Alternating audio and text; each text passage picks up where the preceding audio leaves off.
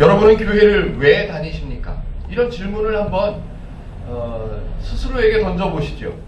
신앙생활은 왜 중요할까요? 하나님은 왜 좋은 분이라고 할까요?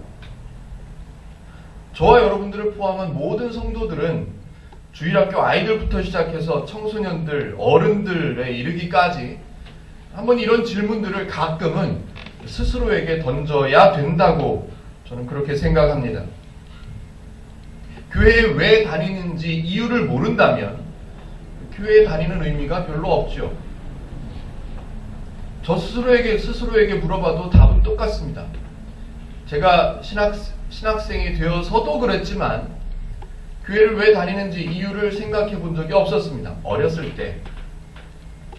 그저 부모님이 교회를 다니시고 가족들이 교회를 다니니까, 교회를 안 다니면, 교회를 안 가면 혼나니까, 그리고 교회를 가면 친한 친구들이 있으니까, 교회를 가면 맛있는 간식을 주니까, 주일 아침에 다른 문화를 제가 접해본 경험이 없는 불쌍한 어린아이로 자랐기 때문에 주일학교를 다녔습니다. 교회도 열심히 다녔지요.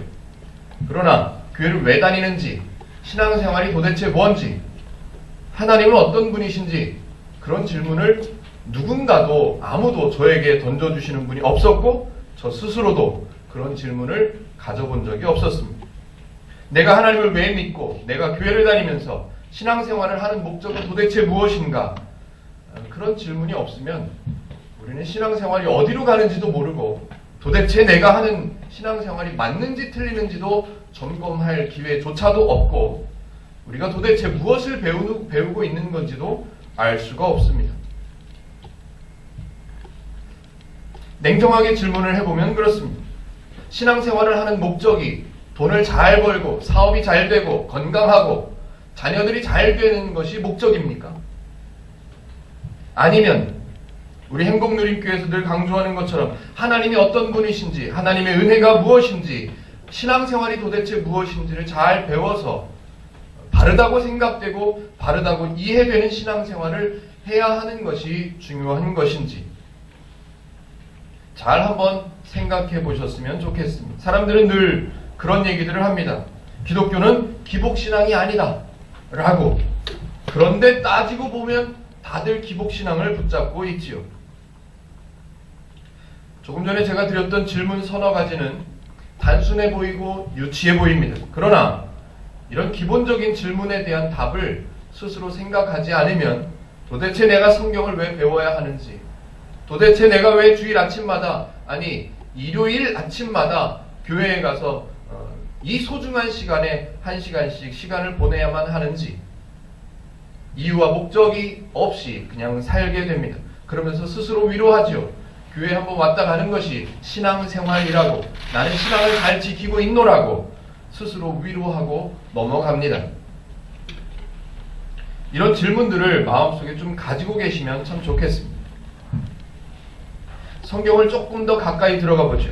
마태복음 시대에, 우리가 지금 마태복음을 읽고 있는데 이 마태복음 시대에 유대교에 속해 있는, 이 시대에 원래 있었던 기독교는 우리가 알고 있는 기독교가 아니라 유대교였습니다. 나중에 기회가 되면 또 유대교를 설명해 드릴게요.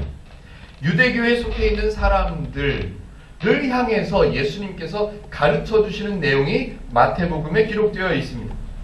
유대교를 갖고 있었던 그 시대 사람들의 신앙은 그랬습니다. 이런 질문들 자체가 없었겠죠. 우리가 생각해야 된다고 말씀드렸던 이런 질문들 없었습니다. 그저 그 시대, 당시 시대의 종교 지도자들이라고 하는 바리새인, 서기관들, 랍비들, 이런 사람들이 가르치는 신앙생활이라고 하는 것들을 배워왔었지요. 그런데 그 신앙, 종교 지도자들이라고 하는 사람들조차도 하나님을 알지 못했었던 시대였습니다. 하나님을 알지 못하고 그저 율법을 지키면 구원을 받으려니 라는 생각밖에는 없었지요. 당연히 하나님을 알지 못하고 율법을 지키면 구원을 얻으려니 라고 신앙생활을 했던 유대교에 속해 있던 사람들이었기 때문에 껍데기만 남아있죠. 당연합니다. 그럴 수밖에 없죠. 하나님을 왜 믿어야 하는지, 구원이 중요한 건지, 신앙생활은 뭔지 그런 생각할 겨를이 없었습니다. 그저 종교 지도자들이 가르쳐주는 율법을 지켜야 한다고 의무적인 사항들을 배워왔고, 그냥 그들이 가르쳐주는 종교적인, 제가 원고에는 괄호하고 물음표 이렇게 써놓긴 했는데, 종교적, 이게 무슨 뜻인지는 잘 모르겠지만 여하튼 종교적인 교훈들을 그들은 배워올 수밖에 없었습니다. 그래서 오늘 본문은 15절부터 29절까지 읽었는데, 오늘 본문은 그 껍데기만 남아있는, 형태만 남아있는, 아무 의미도 없고 왜 하는지, 어떤 목적이 있는지도 모른 채 그냥 배워가는, 그냥 가르쳐가는 종교적인 교훈하고, 우리가 정말 배워야 하고 정말 알아야 하는 신앙이 무엇인가 하는 그 내용하고를 구분해낼 수 있는 기준을 설명하는 내용이 오늘 본문에 등장합니다. 그래서 오늘 본문의 첫 구절이 15절인데요. 첫 구절에서 제일 먼저 대뜸 등장하는 단어가 거짓 선지자들을 삼가라 라는 내용이에요. 예수님이 이 땅에 내려오신 이유가 하나님을 모르는 시대였기 때문이었다고 여러 번 말씀을 드렸습니다. 그 시대 당시에 지금 설명드린 대로 신앙의 목적, 이런 것들 제시하는 종교 지도자가 없었습니다. 단순히 자기들 스스로가 종교 지도자라고 하는 자기네들 그룹에서 만든 율법들, 제가 한번 소개해드렸었는데 600가지가 넘는답니다. 율법들이 600가지가 넘는데요.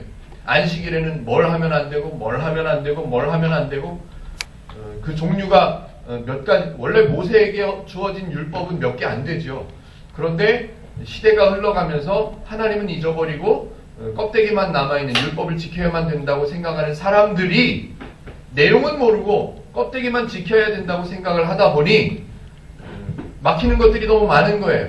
안식일에는 일하지 말고 쉬어라 라고 율법이 하나 딱 주어졌는데, 막상 안식일날 쉬다 보니까 먹을 수도 없고, 먹어야만 되겠고, 먹는 것도 일이라고 하니까 좀 부담스럽고 율법을 못 지키는 것 같고, 그러다 보니까 이 종교 지도자들이 율법을 더 세분화해서 만드는 거예요. 걸어가는 것도 일이니까 안식일에는 걸어가면 안 된다라고 했었어요. 그런데 제사 드리러 와야, 사람들이 와야 자기네들이 먹고 살 거 아니에요. 그러니까 2km, 예를 들어서 2km 걸어가는 것은 일이 아니다 라고 율법을 만드는 거예요. 그러니까 2km 걸어가서 잠깐 쉬었다가 다시 2km를 걷는 것은 안식일을 지키는 게 되는 거고, 2km를 넘게 걸어가는 것은 안식일을 범하는 게 되는 거예요. 이런 식으로 하다 보니 율법이 600가지가 넘는 율법들이 만들어진 거죠. 왜 신앙생활을 해야 하는지, 왜 예배를 해야 하는지 그 의미를 바르게 잡지 못하면 우리도 똑같이 이렇게 배워갈 수밖에 없는 거죠. 그래서 오늘 본문은 그렇게 만들어진 율법을 가르치는 사람들을 조심해라 라는 얘기를 하고 있는 거예요. 15절을 제가 한번 읽어보죠. 거짓 선지자들을 삼가라. 양의 옷을 입고 너희에게 나아오나 속에는 노략질하는 일이라. 지금 말씀드린 것처럼 신앙의 본질은 못 가르쳐요. 자기도 모르니까. 껍데기만 가르칩니다. 왜? 먹고 살아야 되니까. 종교 지도자들이 먹고 살아야 되니까 사람들이 안식일에 제사장 있는 대로, 종교 지도자들이 있는 회당으로 오도록 해야 되니까 율법들을 마구마구 만들어낼 수밖에 없는 거죠. 성경은 아주 단호하게 얘기합니다. 그들은 거짓 선지자라, 노략질하는 일이라, 그렇게 아주 단호하게 이야기합니다. 성경이 강조하는 것은 다른 것 없습니다. 복음이죠. 우리가 읽고 있는 게 복음서잖아요. 마태복음입니다. 죄인을 위해서 하나님께서 희생하셔서 죄인이 구원받는 그 구원을 완성해 놓으시고 이미 행하시고 이미 희생하신 후에 하나님의 행하심과 하나님의 희생하심의 결과인 그 구원을 사람들이 소유하게 되었음에도 불구하고 그 소유됨을 알지 못하고 그저 율법을 지켜야 되겠다고 배우고 그저 율법을 지키지 않으면 벌을 받는 거라고 겁을 먹고, 그런 백성들이, 하나님의 자녀라고 부르는 그들이 하나님의 은혜를 알고 구원을 알고 소유했음을 알고 기쁘게, 풍성하게, 행복하게 살아갈 수 있도록 그 구분해낼 수 있는 기준을 설명하고 있는 거예요. 7장 15절 이전에 계속해서 강조했던 내용이 뭐예요? 나는 너희의 아버지다. 내가 너를 위해서 다 이루었다. 너는 구원을 소유했다. 너에게는 내가 아버지지 않냐? 다 베풀어주고 구할 수 있는 존재가 되었고 두드릴 수 있는 존재로 내가 만들어 놓았고 찾으면 찾을 수 있는 존재로 내가 만들어 놓았지 않느냐? 그런데 그럼에도 불구하고 거짓으로 가르치는 자들에게 현혹되어 힘들어하고 있는 너희들에게 이제는 기준을 제시해 주겠다. 그래서 기준을 제시해 주는 거예요. 우리에게, 우리 안에, 지금 저와 여러분들 안에 성경을 통해서 하나님을 믿는, 하나님을 따라가는, 하나님을 배워가는 분명한 기준이 없으면 저와 여러분들을 이끌어가는 그 신앙생활이, 저와 여러분들을 이끌어가는 종교적인 행위들이 어디로 가는지 알지 못하고 그저 열심히 헌금하고 봉사하는 것으로 채워질 수밖에 없는 거죠. 15절에서는 노략질하는 일이라 라고 단호하게 정의를 했습니다. 16절에는 또 있습니다. 16절에 뭐라고 되어 있는지 한번 보시죠. 그들의 열매로 그들을 알지니 가시나무에서 포도를 또는 엉겅퀴에서 무화과를 따겠느냐. 그들을 가리켜서 거짓 선지자라 이리라. 여기서는 16절에서는 가시나무라 또 엉겅퀴라 이렇게 단호하게 지정을 했습니다. 이게 무슨 말이냐면 노략질하는 이리, 가시나무, 엉겅퀴 이런 것들을 통해서는 너희들에게 좋은 열매, 좋은 것, 선한 것이 얻어질 수 없다는 거예요. 16절에 나와 있지만 20절에 다시 한번 반복합니다. 16절에 그들의 열매로 그들을 알지니 라고 써놨지만 다시 한번 20절에 이렇게 써 있습니다. 이러므로 그들의 열매로 그들을 알리라. 우리는 가끔 이런 구절들, 열매로 그들을 알지라 이런 구절들을 교회 다니면서 들어보시거나 성경을 읽으실 때 만나게 되면 우리는 어떻게 생각하냐 하면 기다려야지. 기다려봐서 저 사람이 맞게 하는지 틀리게 하는지 나중에 결과물을 보면 알 수 있다고 성경이 이야기했으니까 우리는 저 사람이 어떻게 하든지 간에 내버려뒀다가 열매를 보고 우리가 그것을 판단하면 될 거야 라고 생각을 합니다. 예, 맞습니다. 분명히 그들의 결과를, 그들이 어떤 것을 가르치든지 그들의 결과를 보면 우리는 판단할 수가 있습니다. 그런데 성경은 그걸 말씀하시는 게 아니에요. 열매로 그들을 알 수 있는 것은 분명한 사실입니다. 언론에서도 보도하고 한때는 많이 이슈가 됐었죠. 예를 들어서 몇 달 전에 작년 몇 월쯤 해서 여자분 한 분이 온라인에서 한번 떴던 분이 있어요. 제가 이름을 얘기하면 안 되죠. 어떤 여자분이 스스로 자칭 전도사라고 하시는 분이었었는데 막 이상한 흔히 말하는 방언이라는 걸 막 얘기를 하면 인터뷰할 때도 막 얘기를 하면서 우리나라에 12월 며칠이요? 12월 며칠 날 전쟁이 난대요. 전쟁이 나서 땅굴을 파고 이미 청와대가 점령될 시간까지 다 알려주고 막 그렇게 하더라고요. 그 사람이 진짜인가 가짜인가 예고한 날짜를 가보면 알아요. 당연하죠. 12월 날짜까지 생각이 안 나는 예를 들어 20일이다. 12월 20일 날 전쟁 납니다. 라고 이 사람이 몇 달 동안 얘기를 했어요. 막 언론에서도 막 얘기하고 유튜브에서 스타가 됐어요. 그래서 교회 다니는 사람들도 막 불안해하고 이게 진짜면 어떡하냐 그러면서 불안해하고 또 언론에서 제가 들은 바에 의하면 정말로 재산을 팔아서 해외로 이민을 간 사람들도 있었고요. 재산을 정말로 정리해서 금고 안에다 넣어놓은 사람들도 있었다고 합니다. 그러나 20일이 돼보면 알죠. 결과를 보면 아는 거예요. 열매를 보면 알아요. 당연히 그렇습니다. 그런데 성경에서 얘기하는 것은 그 결과를 보고 열매를 보면 당연히 알아. 그러나 그 결과가 나타날 때까지 기다릴 필요가 없어. 왜냐하면 그 얘기만 들어보면 알거든요. 그 얘기만 들어보면 그냥 웃을 수밖에 없는 그냥 아무것도 모르는 해프닝일 수밖에 없다는 것을 알아요. 그러니까 미리 알아라 그 얘기예요. 알아라. 왜 조마조마하고 왜 아파하고 왜 힘들어하느냐 그 얘기예요. 그래서 그 기준을 얘기해 주는 거죠. 그 기준을. 가시나무인 것을 알고 엉겅퀴인 것을 알고 노략질하는 일이라는 것을 알고 혹시나 진짜면 어떻게 할까? 혹시나 저 사람에게서 나오는 것이 정말 맞는 답이면 좋은 열매면 어떻게 하나? 라는 은근한 기대감을 갖고 혹시나 하는 마음을 갖고 기다리거나 그들을 따라가지 말라고 말하는 거예요.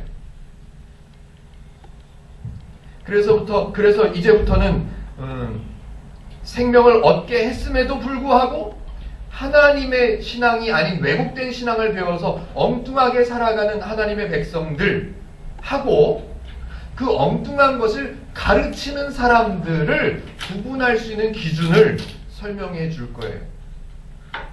그런데 그 설명하는 방법이 지금 마태복음 당시 그 시대에 살고 있었던 사람들의 환경을 이해한 상태에서 설명해 주는 거예요.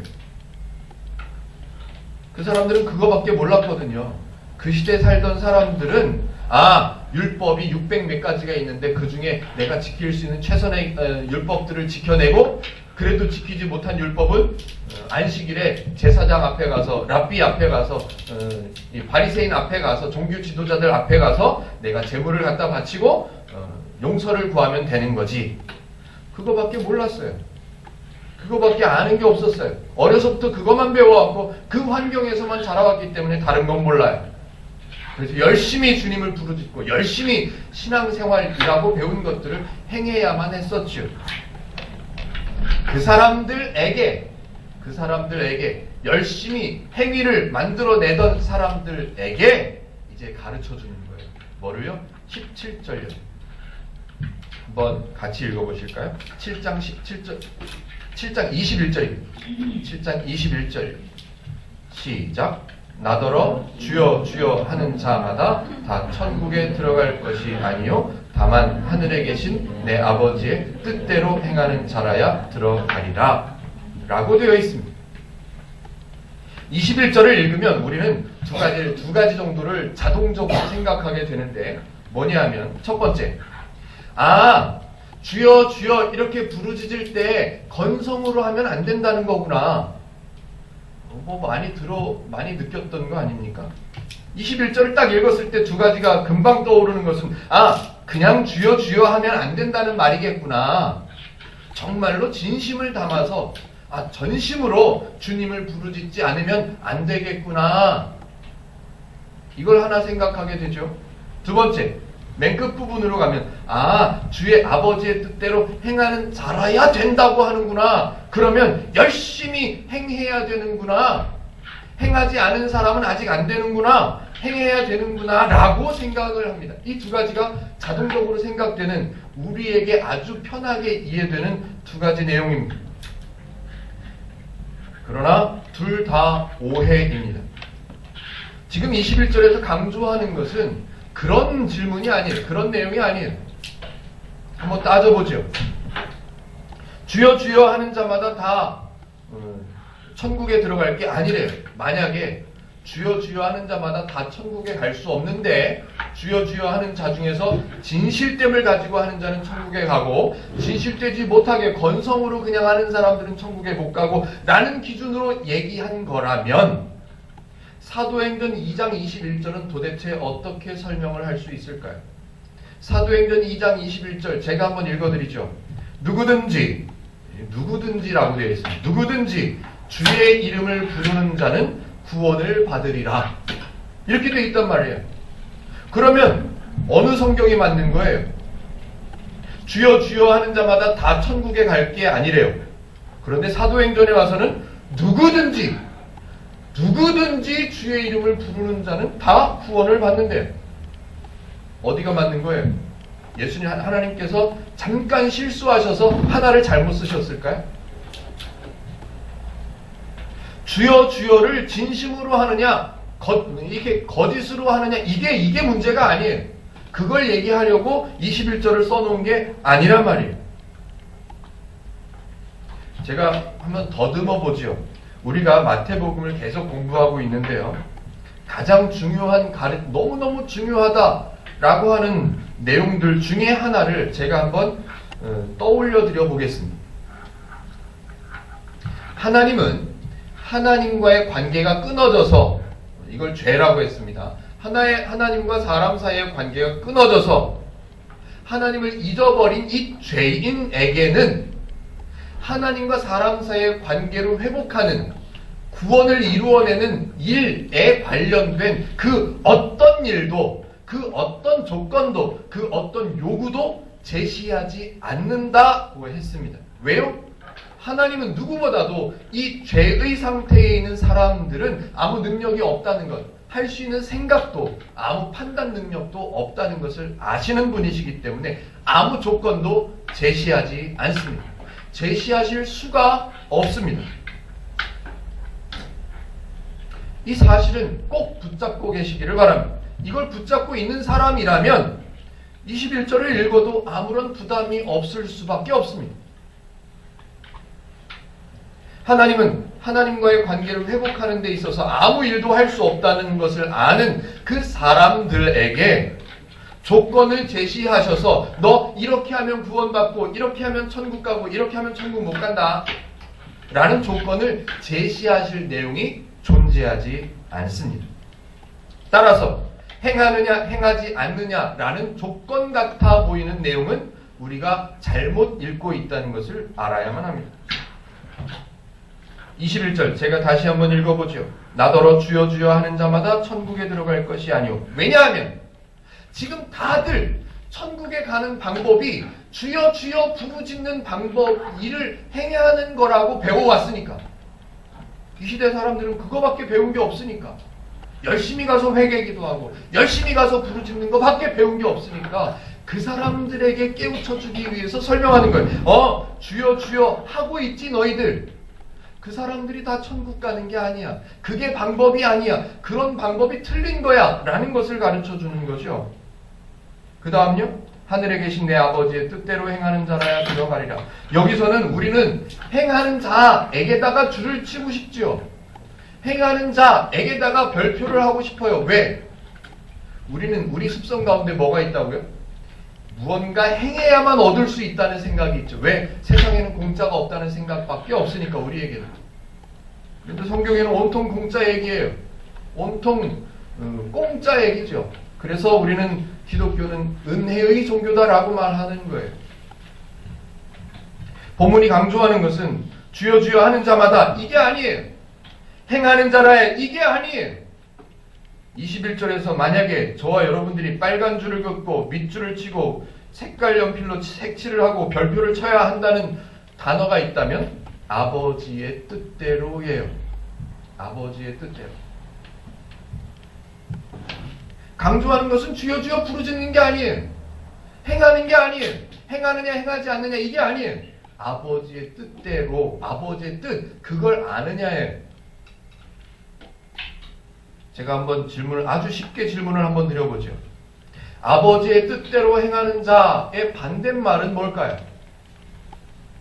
우리가 생각하기에 아버지의 뜻대로 행하는 자, 이 말의 반대말을 생각하라고 하면 아버지의 뜻대로 행하는 자의 반대말은 우리에게 쉽게 이해되는 것은 금방 떠오르는 정답은 아버지의 뜻대로 행하지 않는 자예요. 그런데 오늘 성경에서 얘기하는 것은 아버지의 뜻대로 행하는 자의 반대말은 사람의 뜻대로 행하는 자예요. 왜냐하면 조금 이따 다시 설명하겠지만 사람 중에 행하지 않는 사람이 없다는 거예요.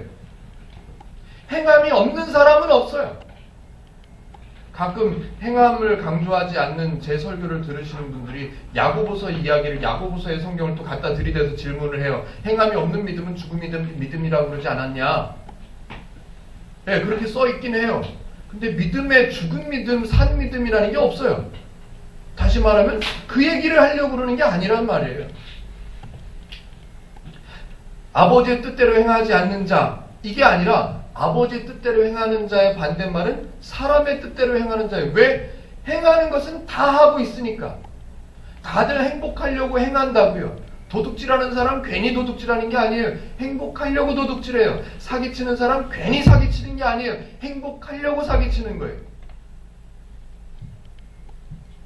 그래서 오늘 본문에서 얘기하는 것은 행하느냐 행하지 않느냐가 아니에요. 다 행하고 있는데 어떤 기준으로 행하고 있느냐 그걸 알아라 얘기해요.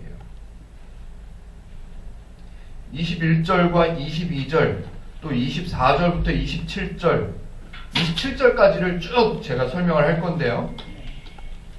21절 22절에서는 아버지의 뜻대로인가 거짓 선지자 그들 자신의 뜻대로인가 이걸 구분할 수 있게 도와주는 내용이고요.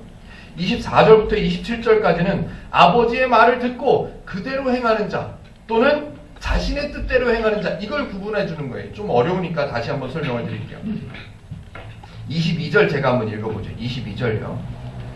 그날에 많은 사람이 나더러 이르되 주여 주여 우리가 주의 이름으로 선지자 노릇하며 주의 이름으로 귀신을 쫓아내며 주의 이름으로 많은 권능을 행하지 아니하였나이까 하리니 이 질문을 어떤 사람들이 하냐면요. 지금 잠깐 설명드린 대로 행하느냐 행하지 않느냐 라는 것이 아주 뿌리 깊게 오해로 박혀있는 사람들이 질문하는 거예요. 다 주여 주여 하는 자마다 천국에 갈 게 아니야 라고 말씀을 하니까 나 주의 이름으로 일을 했는데요. 나 귀신도 쫓아냈는데요. 나 전도도 했는데요. 나 예배도 안 빠졌는데요. 나 새벽기도도 열심히 다녔는데요. 왜 나보고 그렇게 얘기하십니까? 라고 질문하는 거예요. 하나님의 뜻이 아니면 사람의 뜻으로 행했다는 거예요. 그러면 하나님의 뜻이 뭐예요? 라고 질문하는 사람은 없고 아버지의 뜻대로 행하는 자라야 그러니까 행했잖아요 라고 질문하는 거예요. 저와 여러분도 비슷하지 않습니까? 하나님 제가 40일 동안 기도했는데 왜 답을 안 주십니까? 응답이 안 온다고 하죠. 사람들은 흔히 하나님의 뜻대로 하나님의 뜻을 아느냐 그걸 안 물어봐요. 신앙생활이 왜 중요한가 그런 질문을 안 해요. 본문은 가시나무, 엉겅퀴, 노략질하는 일이 거짓 선지자를 구분할 수 있도록 설명해 줘서 이미 하나님께서 행하셔서 생명을 소유한 사람들로 그런 사람답게 살아갈 수 있도록 기준을 제시해 주는 거예요. 행했냐 안 행했냐 이걸 물어보는 게 아니란 말이에요. 안타깝게도 많은 성도분들이 서로 안부를 물어보고 이렇게 신앙을 점검해 주는 마음으로 서로에게 질문을 해주고 대화를 나눌 때 이번 주에 설교했던 그 본문이 이해가 돼? 이런 질문 안 합니다. 이번 주 본문의 요점이 뭔지 이해가 돼? 성경이 그게 맞는지 이해가 돼? 이런 질문 안 해요. 기도는 많이 했냐고 물어보지요. 예배는 안 빠지고 잘 다니고 있냐고 물어보지요. 헌금은 잘 하고 있냐고 물어보지요. 새벽 기도는 안 빠지고 잘 다니고 있냐고 거의 좀 거룩하게 표현해요. 새벽 제단을 잘 쌓고 있냐고 물어보지요. 그런 질문들을 많이 해요. 왜 행했느냐 행하지 않았느냐가 내 신앙 깊숙이 뿌리 박혀 있으니까 그 말씀이 이해가 되는지 그 설교가 맞는지 그 내용이 바른지 그른지 이러는 건 질문하지 않아요. 어떤 질문이 더 중요한가요? 이제 24절부터 27절까지를 두 가지로 분류해서 제가 한번 풀어드려 보려고 합니다. 24절, 25절 이게 한 부분이고요. 26절, 27절 이게 한 부분입니다. 24절, 25절을 제가 한번 읽어보죠. 그러므로 누구든지 나의 이 말을 듣고 행하는 자는 그 집을 반석 위에 지은 지혜로운 사람 같으리니 비가 내리고 창수가 나고 바람이 불어 그 집에 부딪히되 무너지지 아니하나니 이는 주추를 반석 위에 놓은 까닭이요. 예. 잘 한번 보세요. 누구든지 나의 이 말을 듣고 행하는 자는 라고 하면 우리는 어디에 초점을 맞춘다? 보통 사람들은 행하는 자는 행하는 자는 왜냐하면 26절에 보면 내 이 말을 듣고 행하지 아니하는 자는 이렇게 나오니까 두 가지가 당장 그냥 대조가 되죠. 그래 행해야 되는구나 라고 이해를 해버리죠. 그 외의 질문들은 우리 안에는 없습니다. 그런데 24절부터 27절까지의 내용을 슬쩍 한번 보시면 우리는 두 가지 아주 기본적인 사실을 그냥 읽어보면 알 수 있는 사실 두 가지를 우리는 꼭 붙잡아야 됩니다. 첫 번째는 지혜로운 사람이나 어리석은 사람에게 모두 똑같이 비가 내리고 창수가 나고 바람이 분다라는 사실이에요. 25절, 26절에는 어떤 사람이요? 지혜로운 사람이 나와요.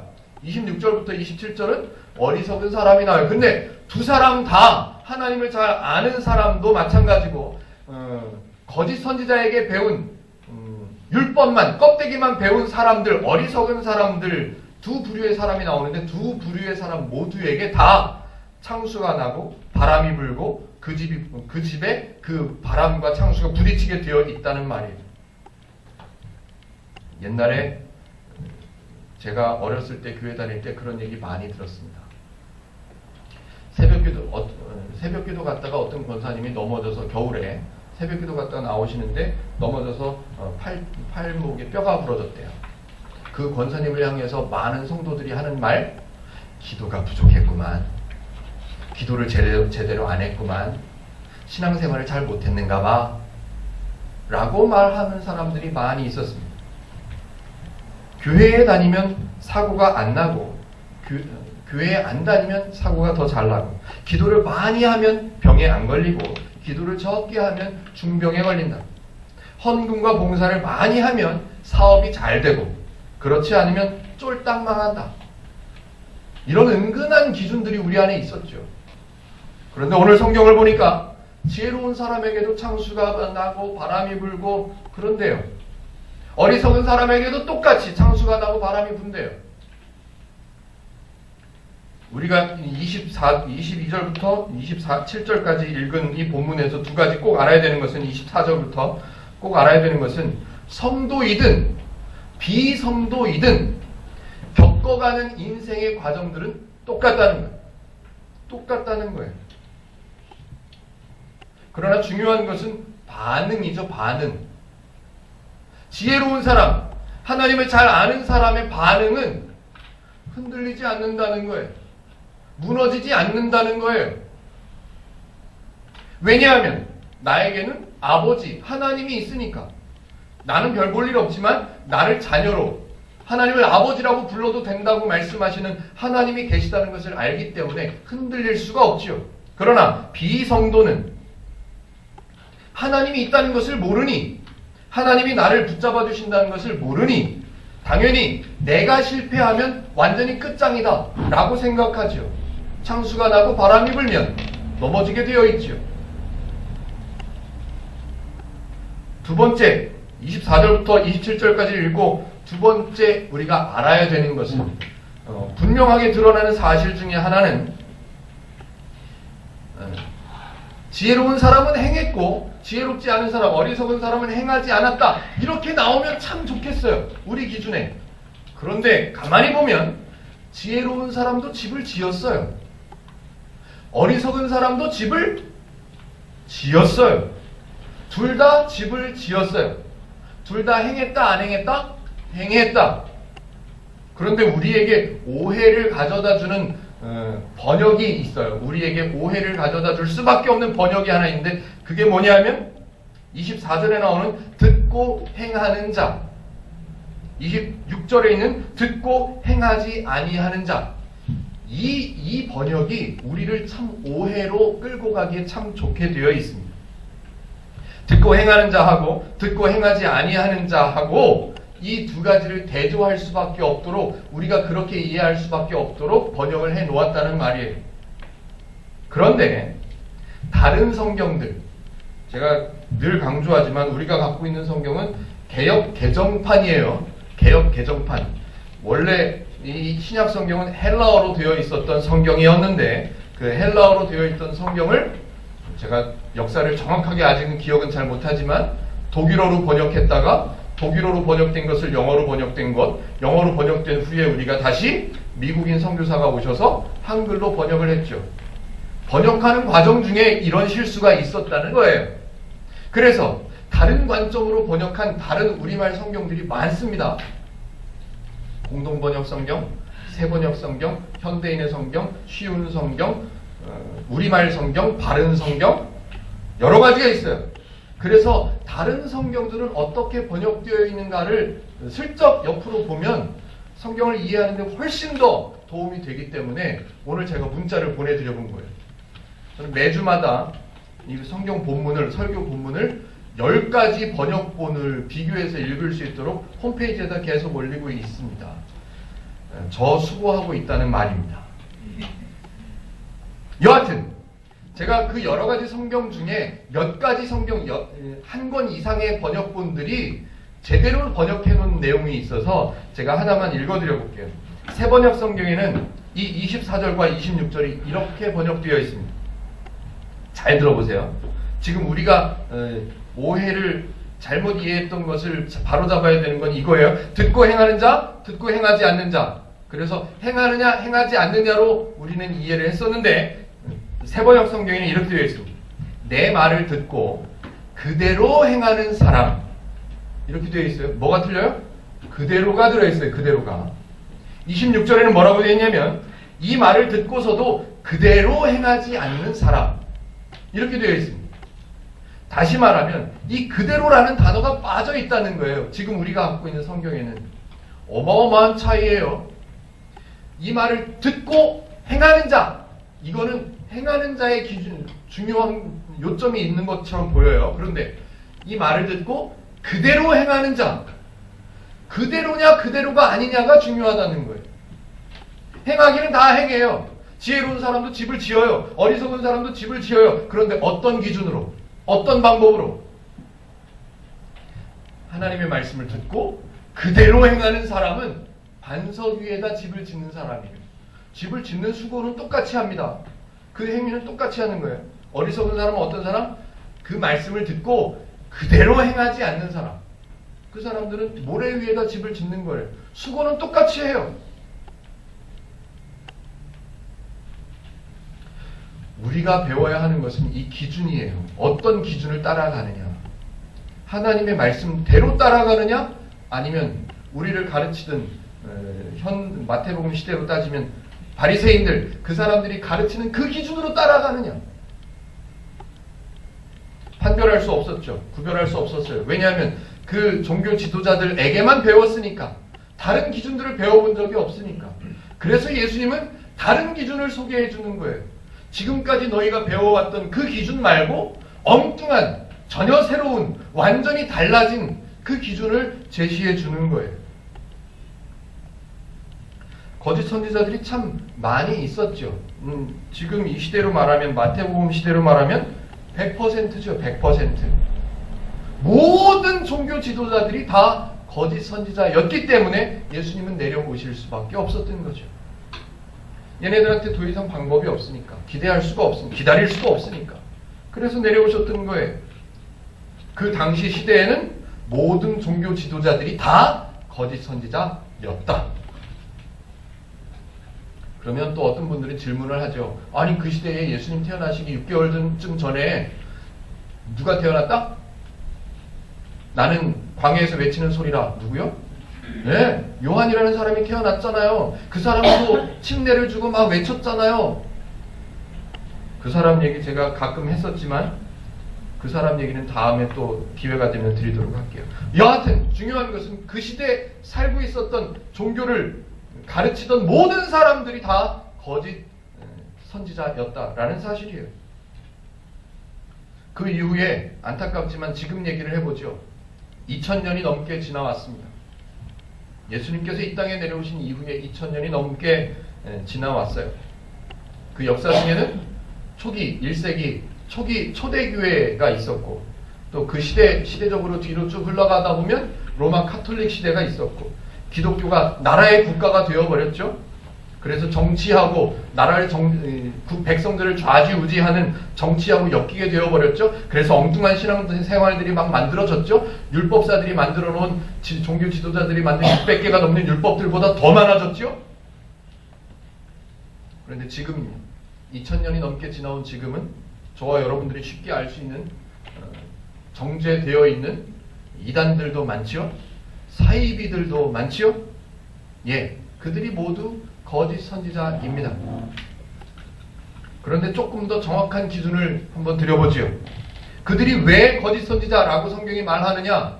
하나님의 뜻 아닌 자기 뜻을 가르치고 있는 사람들이기 때문에 거짓 선지자라고 하는 거예요. 하나님의 뜻, 하나님의 목적이 아닌 그들이 세운 목적으로 만들어진 신앙생활들을 가르치는 사람들을 거짓 선지자라고 하는 거예요. 한번 냉정한 마음으로 한번 여러분들은 아마 설교를 많이 들어보셨을 거예요. 언론을 통해서 교회의 모습들도 많이 보셨을 거예요. 스스로 한번 판단해 보십시오. 그 내용이, 그 설교가, 그 말씀이, 그 교회의 목회 방침이 과연 하나님의 뜻이었는지, 하나님의 목적이었는지, 아니면 그 교회를 이끌어가는 종교 지도자들의 목적을 세워놓고 그 목적을 향해서 열심히 도전을 주고 열심히 헌신을 요구해내서 만들어낸, 성경적인 표현으로 말하자면 모래 위에 세운 집인지 여러분들이 한번 판단을 해보시라고요. 성경을 바르게 배우고 성경이 이런 거구나를 바르게 배워서 우리에게 기준만 있다면 그것을 분별해내는 것은 어렵지 않습니다. 가만있어 봐. 저거는 저게 하나님의 목적이지. 목적에 들어갈 만한 내용이네 라고 이해되는 게 어렵지 않다고요. 저거는 하나님의 목적하고는 다른데 저건 저 목사님의 얘기구나. 분별하기가 어렵지 않습니다. 금방 알 수 있습니다. 그런데 다른 기준을 받아본 적이 없으니, 하나님을 배워본 적이 없으니 어쩔 수 없이 저분이 이야기하는 게 진리인 것처럼 생각하고 따라갈 수밖에요. 이 시대 예수님께서 이 땅에 오셨다가 부활해서 올라가신 이후 2000년이 지난 이후에 저와 여러분들은 과연 바른 기준을 갖고 계십니까? 성경을 얼만큼 바르게 배우셨습니까? 성경을 이해하고 계십니까? 예수님께서 왜 이런 말씀을 하셨는지 이해하고 얼만큼 이해를 하고 계십니까? 바르게 배우고 듣고 조금만 생각하면 거짓 선지자의 이야기와 하나님의 뜻을 가르치는 이야기는 금방 구별할 수 있습니다. 저와 여러분들 얘기를 해서 찔림이 있으신지 부담스러우신지 모르겠는데 하여튼 그렇습니다. 이 당시 사람들을 한번 보죠. 이 당시 사람들은 자기네들이 배워왔던 기준하고는 전혀 다른 엉뚱한 기준을 지금 예수님께 들었어요. 반응이 어땠을까요? 야, 다 행했잖아. 다 행했는데 그 사람들에게 배웠던 모든 사람들은 다 모래 위에 지는 사람들이라 다 넘어졌잖아. 다 아프잖아. 다 상처받잖아. 그런데 내가 주는 기준은 하나님의 뜻이야. 이렇게 이야기하시는 예수님의 말씀, 이 가르침을 들은 이 당시 사람들의 반응은 당연히 충격일 수밖에 없지요. 당연히 놀라움일 수밖에 없는 거예요. 이런 내용을 모르고 28절을 읽으면 예수님께서 이런 귀한 가르침을 주셨는데 왜 이 사람들이 놀랄까? 이 사람들은 예수님께 직접 가르침을 받는 이 귀한 이 시대 사람들은 왜 놀랬을까? 모르죠. 왜 놀랬을까요? 모르죠. 이유가 없죠. 그런데 지금 저와 여러분들은 충분히 이해가 될 수 있습니다. 28절 같이 한번 읽어주시겠습니까? 28절요. 시작. 예수께서 이 말씀을 마치심에 무리들이 그의 가르치심에 놀라니. 놀랄 수밖에요. 자기네들이 평생 주일학교 때부터 유치부터 배워왔던 회당에 다니면서, 그 시대는 교회가 아니라 회당이었으니까 회당에 다니면서 어렸을 때부터 배워왔던 그 율법을 지켜야만 구원을 얻는다는 그 기준밖에 몰랐는데 전혀 다른 기준을 예수님은 지금 설명하고 계시는 거예요. 걔네는 다 거짓 선지자야. 그러니까 놀랄 수밖에요. 충격이죠. 차이점이 뭘까요? 거짓 선지자들의 가르침에 비해서 예수님은 뭐가 다르냐 하면 예수님이 다 이루실 거잖아요. 예수님께서 구원을 다 완성하실 거란 말이에요. 사람들에게 요구하시는 내용이 없어요. 사람들에게 요구하실 만한 내용이 없기 때문에 방법론이라는 게 존재하지 않아요. 그런데 이 시대 종교 지도자들은 하나님의 은혜 자체를, 하나님의 원리 자체를 모르니 율법 600 몇 가지를 만들어 놓고 이것을 지켜야만 구원을 얻는다고 가르치는 방법론들만 우후죽순처럼 만들어내는 거죠. 방법만 나타나는 거예요. 기도를 열심히 하면 응답을 받을 수 있을 거야. 40일 동안 새벽에 한 번도 빠지지 않고 나가면, 열심히 기도하면 응답을 받을 수 있을 거야. 어떤 목사님에게, 능력 있는 목사님에게 안수를 받으면 병이 나아질 거야. 당신이 더 헌금하고 더 열심히 교회를 위해서 봉사하면 사업이 잘 될 거야. 이런 방법론들이 우후죽순처럼 나올 수밖에 없는 거예요. 하나님의 은혜를 배우지 못하면. 그런데 전혀 엉뚱한 기준을 다 공짜야. 내가 다 했어. 너희들은 따라오기만 하면 돼. 너희들은 누리기만 하면 돼. 너희들은 알기만 하면 돼. 라고 말씀하시는 그 기준을 들으니 놀랄 수밖에요. 놀랄 수밖에 없는 거예요. 냉정하게 따져보면 거짓 선지자들, 그 시대 종교 지도자들이 가르치는 모든 방법론들은 결과를 모르는 방법들이에요.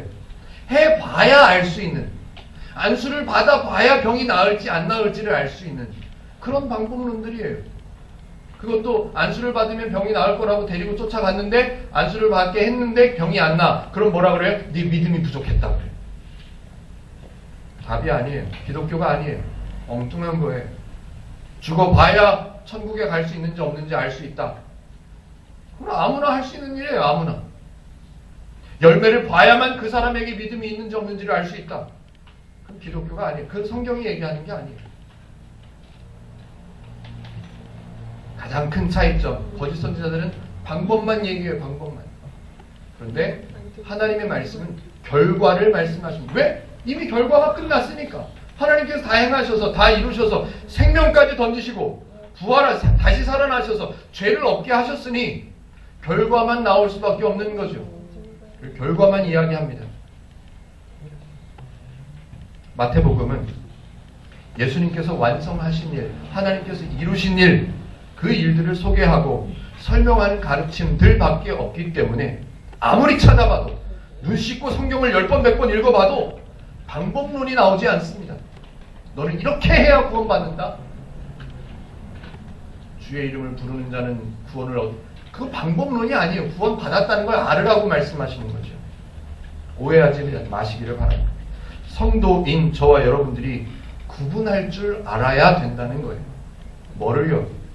거짓 선지자들이 말하는, 거짓 선지자인지 뭔지 모르겠다. 그러면 기준을 들이대보면 돼요. 저게 방법론인지 아니면 결과론인지. 금방 나타납니다. 금방요. 성도인 저와 여러분들은 이미 열매가 있는 사람들이에요. 누가 행했기 때문에, 하나님께서, 예수님께서 행하셨기 때문에 저와 여러분에게는 구원의 열매가 이미 있는 사람들이에요. 하나님의 원리와 방법, 그걸 우리가 배워야 하는 이유는 행복한 방법, 행복하게 풍성하게 살 수 있는 방법을 이미 주셨기 때문에 우리는 그걸 배우자는 거예요. 그걸. 하나님의 원리와 하나님의 방법을 잘 아셔서, 잘 배우셔서 방법을 쫓아가지 마시고 결과를 누릴 줄 아는 저와 여러분들 되시기를 주님의 이름으로 축복해 드립니다. 기도하겠습니다.